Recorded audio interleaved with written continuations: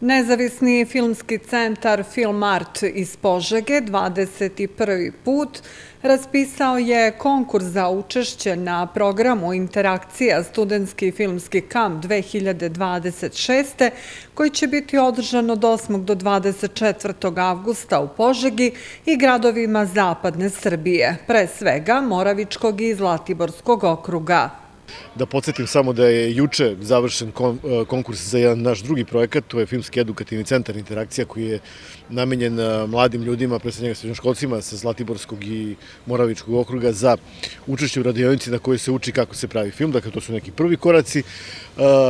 Raspisan je konkurs za učešće na festivalu kratkog dokumentarnog filma Interakcija koji traje do 1. aprila 2026. godine, otvoren je za sve autore iz celog sveta i za sve filmove proizvedene posle 1. januara 2025. godine, to su naše propozicije, a najnoviji konkurs koji je takođe otvoren do 1. aprila je konkurs za učešće na našem najstarijem podprogramu, odnosno projektu, to je međunarodni filmski kamp Interakcija. Tema će se tek utvrditi, bit će aktuelna, bitna i relevantna.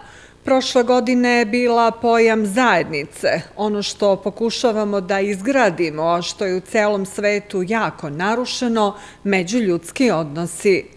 Na neki način smo pokušali da se osvrnemo na zajednicu koju smo mi u okviru našeg kampa izgradili za prethodnih 20 godina postojanja, kako unutar nas samih, tako unutar ove naše šire zajednice na regionalnom nivou, dakle Čačak, Užice, Požega, teritorija Zapadne Srbije i da proverimo koliko je interakcija zaživela u ovom podneblju i jako smo zadovoljni rezultatima. Od učesnika se očekuje da studiraju na nekim od filmskih smerova: produkcija, režija, kamera, dizajn zvuka i montaža, iz zemlje i inostranstva, i imaju iskustva u produkciji bar jednog dokumentarnog filma.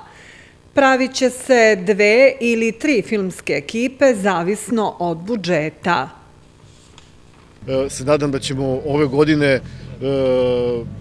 nastaviti tamo gde smo stali zaista, gde smo imali jednu nepodeljenu podršku i lokalnih samouprava i organa Ministarstva kulture i naravno mnogih privrednih subjekata i medija, vas, dakle koji su pomogli da Interakcija postane za 20 godina ono što je postala, to je jedan od najprepoznatljivijih kulturnih događaja iz ovog dela Srbije.